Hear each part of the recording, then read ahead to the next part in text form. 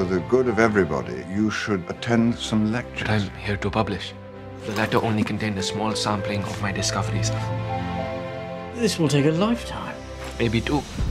Well, if you like the movie, the Oscar-winning film, The Theory of Everything, you're likely also to really appreciate a new film called The Man Who Knew Infinity. This film premiered last September at the Toronto International Film Festival and is now being released in theaters here in America.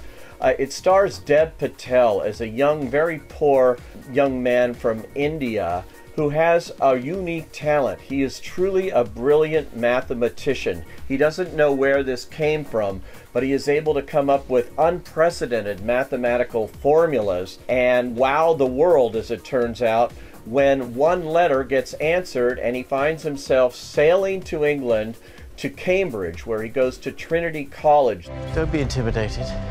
Great knowledge comes from the humblest of origins. At the heart of this film is their relationship. Yes, there's a romantic relationship as well, but this is really what happens when this brilliant, brilliant mind comes to Cambridge.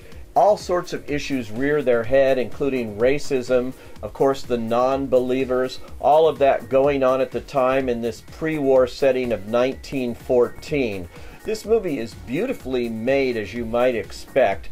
But it really is something of a challenge for those of us who don't know anything about math, and that includes me. Look, I was a senior in freshman high school algebra, and I'm the only one that flunked in that class. I don't even know how to add 2 and 2, but it didn't really matter in the end because ultimately The Man Who Knew Infinity is a very human story brought to life by two superb actors. Don't you know what I've given up to be here? I have nothing. Patel really gets his best showcase here since Slumdog Millionaire, and Jeremy Irons, who won an Oscar for Reversal of Fortune, is just excellent in this role. I was so happy to see him in another major leading role like this, outside of Batman vs. Superman, where he just played Alfred. I think this movie's well worthwhile for fans of adult cinema and smart movie making. The Man Who Knew Infinity, it may not be quite the theory of everything, or have everything going for it, but it's certainly worthwhile. I say, go.